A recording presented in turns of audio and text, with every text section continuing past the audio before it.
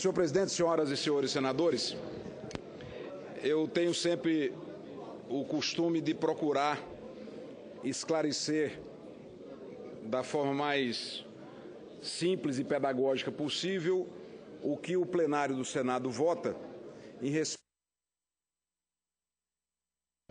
da TV Senado e aos ouvintes da Rádio Senado, já que os que compõem esse plenário, obviamente, têm conhecimento do integral teor do que estamos votando e discutindo. Portanto, é bom esclarecer que a proposta que será submetida à votação em poucos instantes diz respeito a uma medida de quebra de contratos, uma instabilidade de um governo que não tem rumo, que não tem prumo, que não consegue apontar caminhos para o país e, tal qual uma biruta de aeroporto, gira ao sabor do vento. É essa a realidade que o Brasil vive hoje, por tudo que o país vem enfrentando.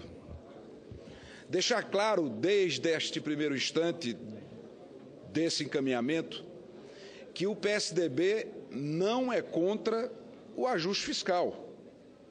Se há uma necessidade de ajustar as contas públicas, o PSDB não é contra esse ajuste.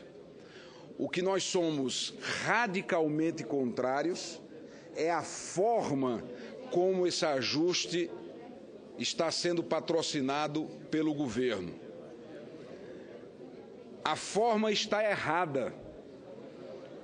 E com a mesma responsabilidade que há 2 anos, aqui no plenário do Senado, nós denunciávamos os equívocos que o governo estava praticando em relação ao setor elétrico e que aquelas medidas de outrora iriam, como de fato ocorreu, quebrar o setor elétrico brasileiro. Nós estamos alertando para os danos que, aprovada essa proposta, sofrerá a economia brasileira.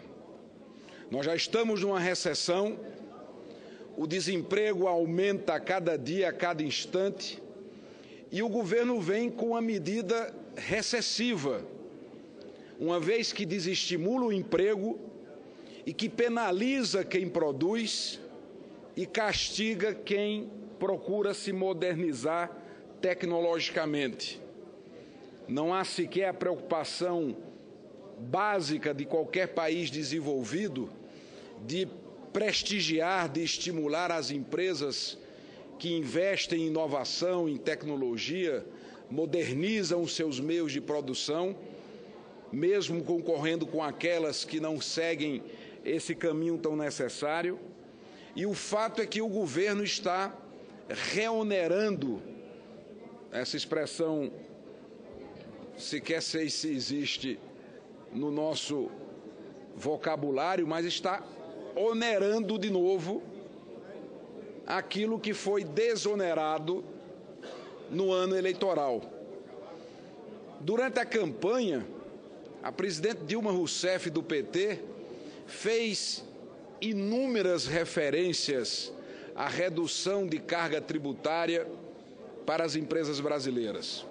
As empresas têm planejamento financeiro, realizaram o seu plano de investimento dentro de regras que foram estabelecidas pelo próprio governo. E agora, passada a eleição, o governo desmonta tudo o que fez, deixando claro que nada daquilo era sério, era apenas uma medida eleitoreira para, de forma deliberada, enganar o trabalhador, enganar o empresariado brasileiro, e vem agora com uma nova medida para novamente onerar, ampliar a carga tributária e os encargos destas empresas. A Câmara dos Deputados incorporou novos segmentos, talvez piorando o que já era ruim. E o que se vê hoje no Brasil é a seguinte cena: o governo faz de conta que a sociedade não está sendo castigada, penalizada por toda a recessão, o desemprego, a diminuição do poder de compra do trabalhador, a volta da inflação, esse ambiente hostil para o investimento que o próprio governo da presidente Dilma Rousseff criou.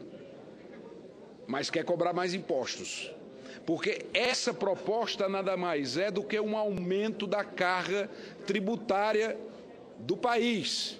O governo está aumentando impostos e se pergunta qual foi a providência que o governo tomou em relação à sua estrutura gigantesca, em relação à máquina pública inchada, perdulária, com 39 ministérios.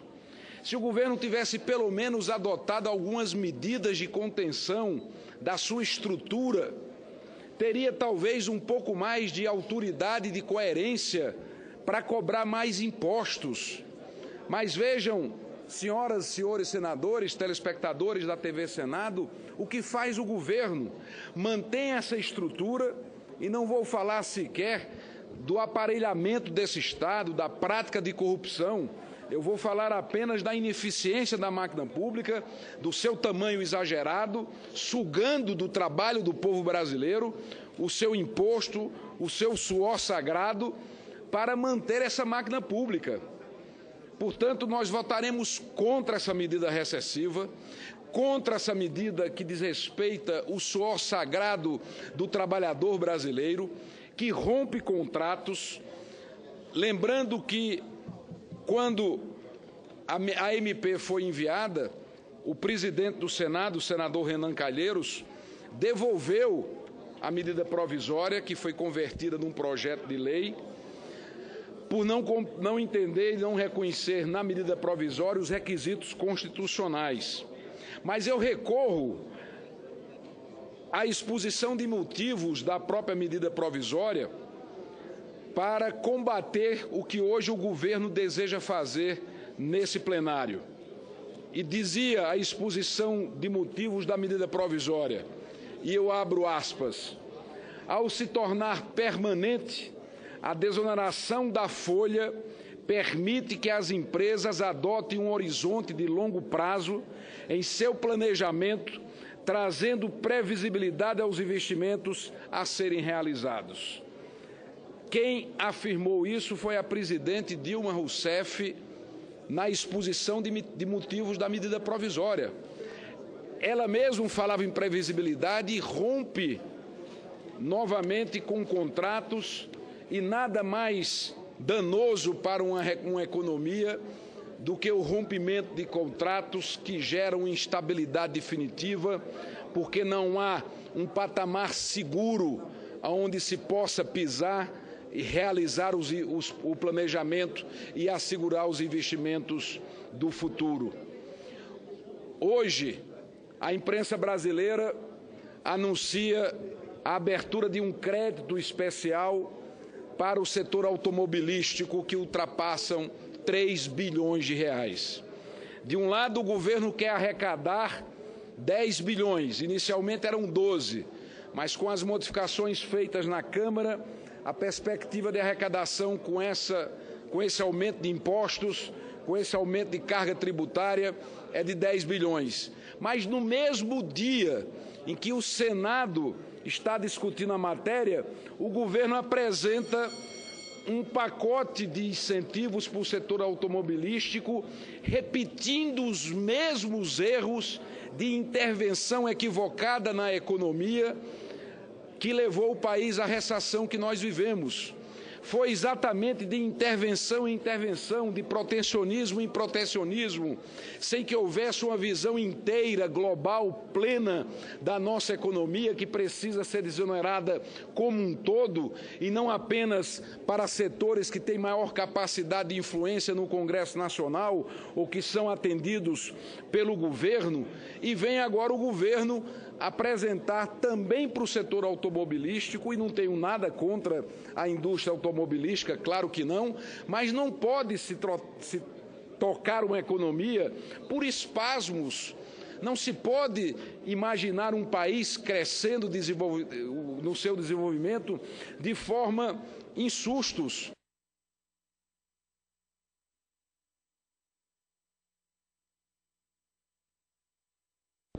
Com a palavra. E vou concluir, senhor presidente. Com a palavra, Vossa Excelência. Agradeço a tolerância do tempo e concluo meu pronunciamento dizendo que não é possível mais esse improviso na condução da economia brasileira.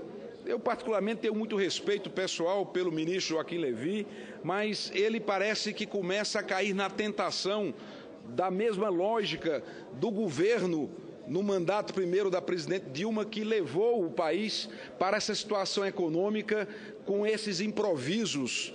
E digo mais, chamando a atenção das senhoras e dos senhores senadores, ontem, em primeiro turno de votação, o Senado aprovou a PEC de autoria da deputada Luísa Erundina, que transforma o transporte público num direito social. Então, o transporte passa a ser, senador Moca, um direito social. Então, nós todos, salvo erro de memória, aprovamos ontem por unanimidade a inclusão no texto constitucional do transporte como um direito social. E vejam só, hoje, caso essa matéria seja aprovada, nós estaremos onerando o transporte público brasileiro. Lembrando que a origem daquelas manifestações de 2013, com os movimentos das ruas, era o movimento pelo passe livre, os estudantes reivindicando o direito de transporte coletivo gratuito ou pelo menos com preços mais justos. E veio o governo, inclusive numa agenda liderada pelo próprio senador presidente Renan Calheiros, anunciando uma série de medidas que possibilitariam a redução ou pelo menos o congelamento temporário do preço da tarifa do transporte público. E vejam como nós poderemos ser olhados nas ruas do Brasil. Senhores, ontem nós aprovamos o transporte como um direito social. Ontem, o Senado da República, em primeiro turno de votação, disse que a Constituição brasileira passa a assegurar o transporte público como um direito social. Menos de 24 horas depois, o Senado poderá onerar o sistema de transporte público brasileiro com o aumento da sua carga tributária, que terá um único resultado: o aumento da tarifa. Os empresários irão repassar para a tarifa essa majoração que está havendo.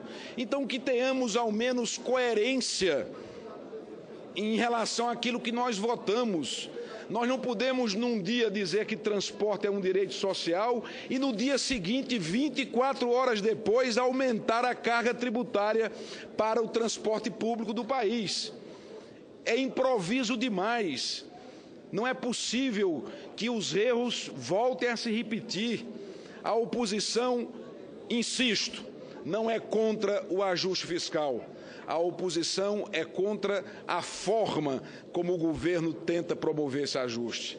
É uma maneira improvisada, que não respeita contratos, que não permite a previsibilidade do investimento brasileiro, que vai aprofundar a recessão e ampliar o desemprego. Por essa razão, senhor presidente, o PSDB vota contra esta medida que penaliza quem produz, que penaliza quem trabalha nesse país, em detrimento do esforço do nosso povo para alimentar uma máquina inchada com 39 ministérios, sem que o governo dê um único exemplo de redução dos seus gastos e diminuição da máquina pública. O povo brasileiro está cansado de pagar impostos para alimentar um governo que não responde mais às expectativas da nossa gente. O PSDB votará não, senhor